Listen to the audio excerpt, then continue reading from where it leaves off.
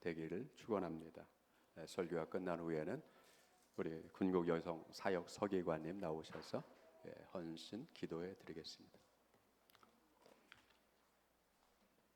할렐루야. 안성영문 개영 50주년 기념 감사 예배에 이렇게 함께 참여하여 예배드리게 된 것을 감사드립니다. 50년 동안 이 영문을 또 여러 모양으로 사역하시고 섬기셨던 역대 담임 사관님들을 또 한자리에서 뵐 수 있어서 감사하고 좋습니다. 또한 지금까지 이미 소천하신 분들도 계시겠지만 50년 동안 이 영문을 위해서 헌신하고 수고하셨던 수많은 분들의 헌신과 기도와 또 수고와 땀과 눈물로 인해서 오늘 우리가 함께 하나님 앞에 50주년 기념 감사 예배를 올릴 수 있음을 함께 감사를 드립니다. 함께 한번 따라해 보시기 바랍니다. 안성영문 복음으로 100년을 함께 세워갑시다. 할렐루야. 50년 동안 은혜로 인도하신 하나님께서 앞으로 주어질 안성영문의 100년 그 이상을 이제는 복음으로 영혼을 구원하고 예수 그리스도의 사랑을 구현하고 복음을 통해서 더 많은 영혼들을 하나님께로 인도하는 귀한 영문으로 그 사명을 지속적으로 감당할 수 있기를 축복합니다. 어떤 조직이든지 지도자의 역할은 너무나도 중요합니다. 이것은 두말할 필요가 없을 것입니다. 그렇지만 지도자 한 사람이 그 조직의 성패를 좌우하는 것은 절대 아닙니다. 그 지도자를 따라서 조직을 발전시키기 위해서는 반드시 지도자와 함께 일하는 동력자들, 협력자들이 절대적으로 필요합니다. 리더를 중심으로 각자에게 맡겨진 역할을 나의 일로, 하나님의 일로 최선을 다해서 감당할 때 그 조직은 더 발전할 줄로 믿습니다. 오늘 우리가 읽은 이 본문 말씀은 지도자를 중심으로 중간 지도자들을 잘 세워서 그들에게 지도자가 가지고 있는 권한을 효율적으로 위임해서 공동체를 보다 더 건강한, 보다 더 완전한 공동체로 세워갈 수 있는 원리를 우리들에게 말씀해 주고 있습니다. 이스라엘 백성들이 애굽에서 나온 지 3개월이 채 되지 않았던 그 시점에서 모세의 장인 이드로가 자신의 사위인 모세가 자기의 딸 십보라 그리고 손주들을 잘 돌보면서 맡겨진 사역을 잘 감당하고 있는지 궁금해서 모세를 찾아옵니다. 모세는 관심 어린 눈으로 모세가 하고 있는 일들을 유심히 살펴봅니다. 그런데 모세는 아침부터 밤까지 혼자서 수많은 이스라엘 백성들의 민원을 해결해 주기 위해서 아침부터 저녁까지 혼자서 수고하고 있는 것을 모세의 장인이 보게 됩니다. 그래서 질문합니다. 아니 자네가 어찌해서 혼자 그렇게 열심히 아침부터 저녁까지 혼자만 그렇게 수고하고 있느냐. 그때 장인에게 설명하죠. 15절 말씀이 이렇게 말합니다. 백성들이 하나님께 물으려고 제게 오기 때문입니다. 그들이 만약에 어떤 일이 있으면 내가 그 양쪽을 잘 재판해서 하나님의 법도와 율례를 그들에게 알게 합니다. 그때 모세의 장인이 모세에게 이야기합니다. 17절 말씀이 이렇게 기록되어 있습니다. 자네가 하는 일이 옳지 못하다. 너와 함께한 이 백성도 필경 기력이 쇠할 것이니 이것이 너에게 너무 중하다. 이것이 중요합니다. 내가 혼자 할 수 없으리라. 혼자 할 수 없으리라. 장인인 이드로가 모세가 하고 있는 일들을 볼 때에 이것은 좋지 못하다라고 한 겁니다. 잘못되었다고 말하는 것이 아니라 좋지 못하다. 영어 성경에 보면 not good, no good, 옳지 못하다, 아름답지 못하다 그렇게 표현한 겁니다. 이드로가 발견하는 것이 네 가지입니다. 모세가 하는 일이 옳지 못하다. 두 번째는 모세도 지칠 것이고 백성들도 결국 지칠 것을 말씀합니다. 그리고 혼자 하기에는 너무 일이 큰 일이다. 그리고 이 일은 절대 혼자 할 수 없는 일이다. 그래서 모세의 장인은 모세에게 이렇게 제안을 합니다. 내가 한 가지 자네에게 방법을 알려줄 것이다. 이렇게 계속한다면 자네에게 찾아오는 사람들도 지칠 것이고 혼자서만 이 일을 계속하다 보면 자네도 지칠 것이기 때문에 이 일을 그렇게 하지 말고 내가 알려주는 방식대로 하라고 말합니다. 그러면서 19절부터 23절에 보면 보다 더 효율적이고 역동적인 방법으로 공동체를 이끌어갈 수 있는 조직 체계를 갖출 것을 소개를 합니다. 이드로가 모세에게 제안한 것은 첫 번째로 두 가지입니다. 먼저 교육시키는 겁니다. 먼저 백성들에게 율례와 율법을 잘 가르쳐서 하나님의 말씀을 잘 배워서 지키고 따르도록 하는 것입니다. 여러분은 영문에 여러 많은 교육 프로그램이 있는데 여러분들은 배우는 거 좋아합니까? 성경 공부 좋아합니까? 구세군 교리 배우는 거 좋아합니까? 구세군 역사 배우는 거 좋아합니까? 전도 방법 등등 영문에서 운영하고 있는 여러 가지 교육 프로그램이 많을 텐데 그것을 여러분들은 잘 교육을 받아야 합니다. 그리고 나는 이미 배울 필요가 없을 정도로 완전하다, 완벽하다, 모든 것을 알고 있다라고 하는 그것은 교만입니다. 하나님 앞에서 늘 하나님의 말씀을 배우려고 하는 겸손한 자세를 가져야 합니다. 두 번째는 중간 지도자를 잘 세우라고 권면합니다. 그래서 모세가 하나님으로부터 부여받은 권한을 세운 중간 지도자들에게 잘 위임할 것을 당부를 합니다. 이것을 다른 말로 한다면 권한 위임이고 임무를 위임하는 것이고 역할을 분담하는 것이고 업무를 분장하는 것을 의미합니다. 우리 모두는 구세군이라고 하는 교단에서 신앙생활하고 있습니다. 구세군은 국제 조직입니다. 구세군은 엄청나게 체계화된 권한 위임 제도로 지금까지 운영되어 왔습니다. 하나님께서 대장님에게 부여해 주신 권한, 그 권한을 대장님은 수행합니다. 대장님은 또한 각 나라의 각 군국에 사령관을 임명하고 그 사령관에게 대장님이 하셔야 할 권한을 위임합니다. 군국 사령관은 또 누구에게 권한을 위임해요? 지방장관에게. 지방장관은 또 누구에게 권한을 위임합니까? 영문 담임사관에게. 담임사관은 그런 모든 일을 다 합니까? 그게 아닙니다. 담임사관은 영문의 하사관, 직분자들을 세워서 정교, 부교를 세워서 이렇게 조직적으로 체계화된 직책을 수행하도록 합니다. 그래서 모세는 장인의 조언을 받아들이고 천부장, 백부장, 50부장, 10부장을 세웁니다. 이것을 마치 오늘날 현대의 군대 편제로 본다면 연대, 중대, 소대, 분대로 이해할 수 있습니다. 안성영문에도 구역이 분명히 조직되어 있는 줄로 제가 알고 있습니다. 그래서 구세군은 이렇게 일사불란하게 조직적인 체계를 갖추고 하나님이 구세군에 명령하신 복음 전파 사명, 영혼 구원 사명을 지금까지 수행하고 있는 것입니다. 안성영문도 그렇게 50년 동안 일사불란한 조직 체계를 갖추고 우리 각자에게 위임된 그런 사명을 잘 감당해 오신 줄로 믿습니다.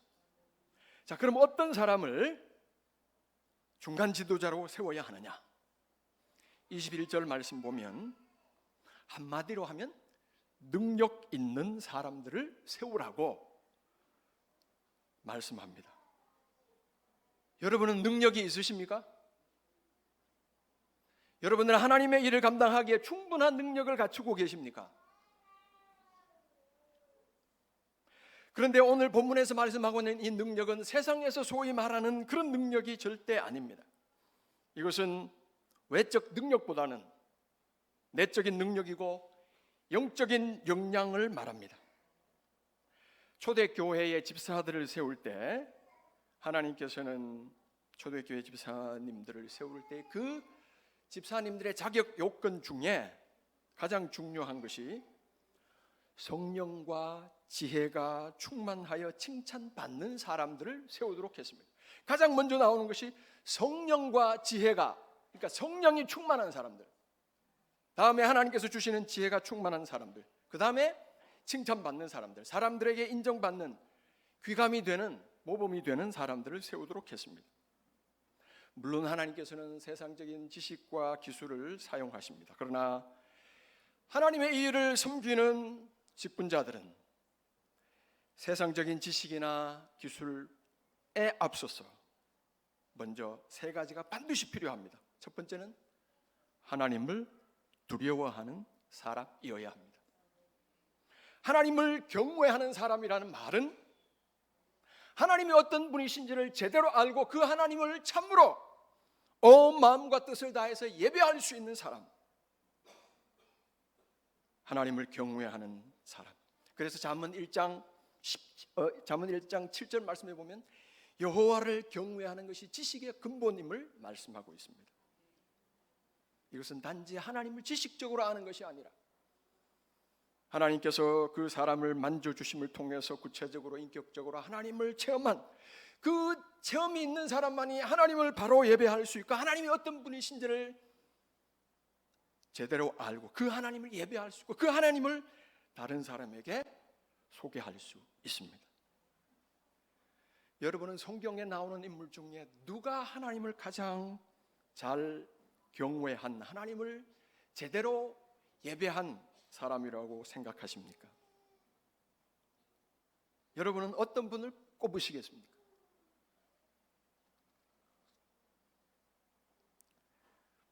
성경에서 하나님을 경외한 대표적인 인물을 저는 욥이라고 저는 나름대로 생각합니다.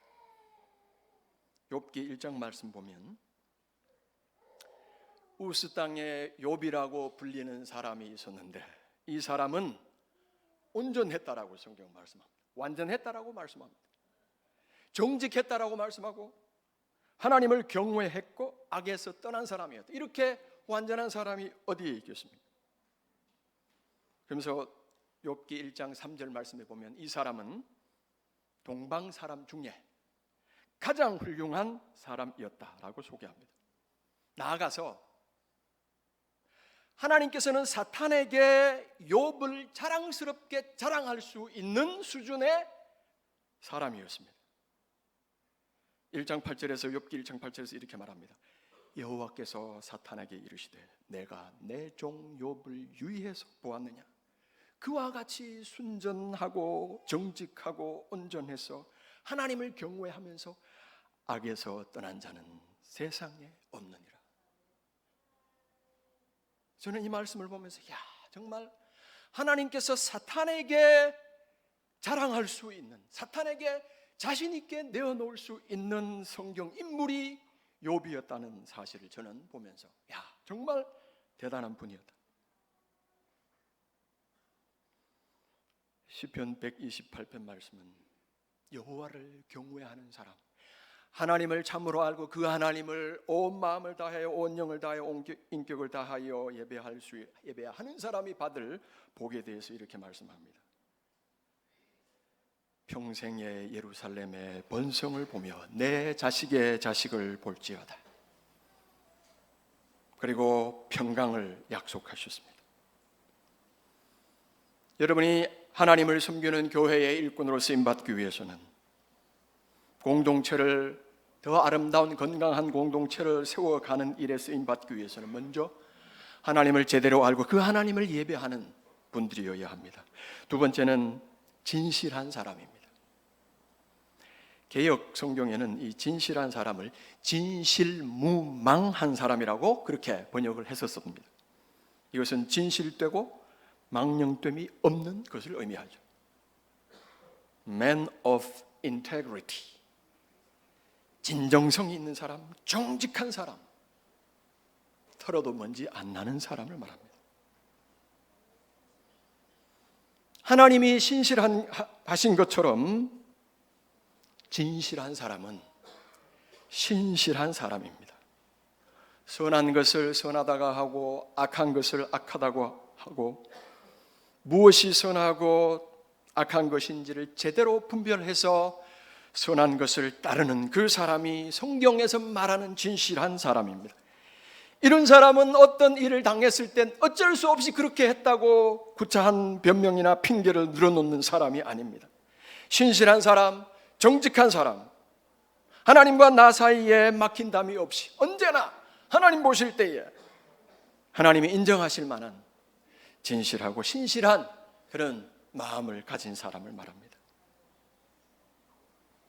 또 이런 사람을 성경에서 찾는다면 여러분 누가 떠오릅니까? 네? 누가 떠오릅니까?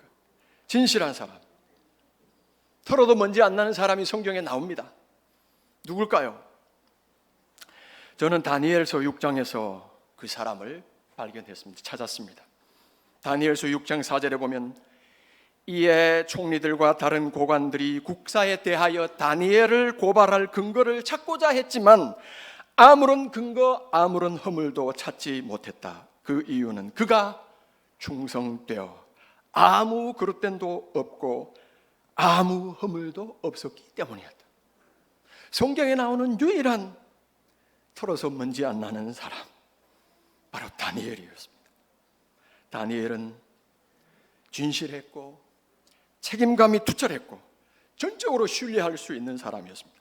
그래서 이 사람은 수많은 왕들이 바뀌는 그 상황 속에서도 끝까지 하나님의 일을 섬기는 왕이 이방의 왕이 인정한 그런 사람으로 쓰임받을 수 있었습니다. 진실한 사람을 하나님께서는 사용하십니다. 여러분 모두가 이렇게 진실한 하나님께서 인정하시는 성실함과 신실함과 진실함을 가지고 하나님의 교회를 세워가는 일에 함께 협력할 수 있는 귀한 분들이 되시기를 축복합니다. 마지막으로 세 번째, 불의한 이익을 미워하는 사람을 세우라고 말씀합니다. 이것은 부당한 이익, 소위 말하는 불로소득을 좋아하지 않는 사람을 의미합니다.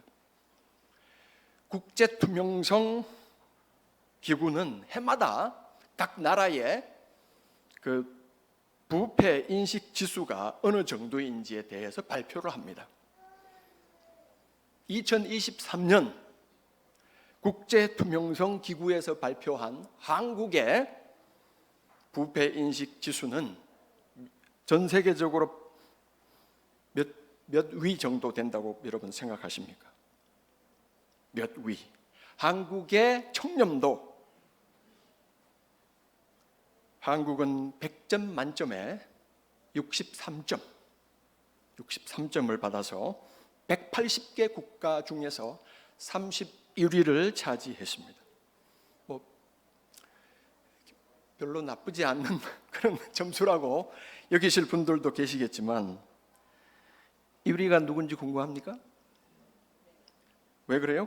그 나라로 입인 가실 건 아니죠? 덴마크가 90점을 받아서 1위입니다. 불의한 이익이 무엇일까요? 부당한 방법, 불법을 통해서 이익을 얻고자 노력하는, 공짜를 너무 좋아하지 말라는 말씀입니다. 자, 이런 세 가지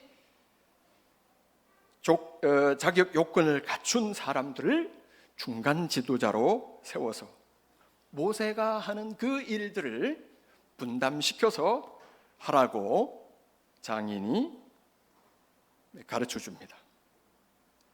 모세는 장인의 조언을 듣고 효율적으로 공동체를 이끌어갈 수 있는 조직을 만듭니다. 18절 말씀 보면 이 일이 너에게 너무 중합니다. 너가 혼자 할 수 없다. 오늘 읽은 말씀에 보면 모세가 홀로 앉아 있고 혼자 할 수 없다라고 말씀이 나오고 22절 말씀에 보면 천부장, 백부장, 50부장, 10부장을 삼아서 세워서 그들에게 임무를 분담하면 그리하면 그들이 너와 함께 담당할 것인즉 모세가 혼자 담당하고 있는 일이 보다 한결 수월해지리라 이렇게 말씀하고 있습니다. 영문 사역은 결코 담임사관이나 목양 담당 사관님이 혼자 하는 일이 결코 아닙니다. 혼자 해서도 안 됩니다. 반드시 운영위원회를 통해서 합의된 어떤 계획이나 또 일들을 추진해 나가야 합니다. 여러분, 담임사관님이 홀로 일하지 않도록 하시기를 바랍니다. 함께 일하시기 바랍니다. 그리고 이 함께 한다는 이 일에는 누구도 예외가 될 수 없습니다. 누구도 영문의 일에 소외되지 않도록 해야 합니다. 특히 어떤 결정을 내릴 때에도 모든 사람의 의견이 반영되도록 해야 합니다. 소수의 의견이나 목소리도 반드시 존중해서 영문의 계획이나 비전이나 또 목표를 수립할 때 반영해 주어야 합니다. 함께 공동체를 세워나가기 위해서는 나 혼자 이 모든 일을 할 수 있다라고 하는 그 교만을 버려야 합니다. 나는 혼자 할 수 없다. 함께 해야만 가능하다라는 그런 겸손함이 필요합니다. 또한 다른 사람들이 가지고 있는 은사와 실력을 인정하는 것이 필요합니다. 솔직히 말씀드리면 담임사관 혼자 하면 편해요. 왜? 결정을 혼자 다 하고 혼자 하면은 따라오든 말든 혼자 하면 편합니다. 그러나 함께 하는 일이 어떤 면에서는 더 어려울 수 있습니다. 그러나 성경에서 원하는 교회 공동체가 건강하게 세워지는 것은 함께 하는 것을 하나님께서 원하신다는 겁니다. 안성 영문에도 이 일을 위해서 우리 모두가 하나님으로부터 부름을 받았고 지난 50년 동안 하나님께서 은혜로 이 사명을 감당하도록 여기까지 도우셨습니다. 바라기는 여러분이 안성 영문에서 어떤 직분을 가졌든지 나는 이 영문의 공동체 된 이 주님의 몸된 교회를 함께 세워 나가는 중요한 일원이라는 사실을 한시도 잊지 말고 함께 협력할 수 있기를 축복합니다. 내가 하는 일이 비록 보잘것없다고 여기는 분들이 한 분도 없기를 바랍니다. 내가 영문을 위해서 하나님 나라를 위해서 하는 일은 모든 것들이 다 소중합니다. 이 일을 감당하기 위해서 먼저 하나님을 제대로 경외하는 하나님을 참으로 예배하는 신실한 예배자들, 하나님을 경외하는 군우님들 되시기를 축복합니다. 진실한 구세군 병사들이 되시기를 축복합니다. 어디에 내놓아도 칭찬 듣고 자랑스러운 구세군 병사들이 되시기를 축복합니다. 이것이 우리 모두가 우리의 삶 속에서 나타내고 실천해내고 이루어내야 할 진정한 능력입니다. 하나님은 이런 사람들을 통해서, 이런 병사들을 통해서 계속해서 지속적으로 이 땅에서 하나님의 몸된 교회를 세워나가실 줄로 믿습니다. 개영 50주년을 맞이한 이 안성 영문이 모든 군우들이 담임사관, 목양 담당 사관님 그리고 정규님들과 군우들이 한마음 한뜻 되어 안성 영문에 주신 거룩한 비전을 따라서 더욱 건강한 공동체를 세워가는 일에 모두가 여루에 없이 함께 참여하시기를 바랍니다. 그래서 이 안성영문을 통해서 안성영문이 지속적으로 복음을 전함으로 더 많은 분들이 하나님의 사랑 안으로 돌아오고 구원받아서 하나님의 공동체, 하나님의 가족 품으로 돌아올 수 있는 지속적으로 하나님께서 사용하시는 영문 되시기를 간절히 축복하며 이 일에 우리 모두가 헌신하고 쓰임받기를 간절히 축복합니다. 함께 기도하시겠습니다. 이 시간 기도할 때 하나님, 그렇습니다. 하나님의 거룩한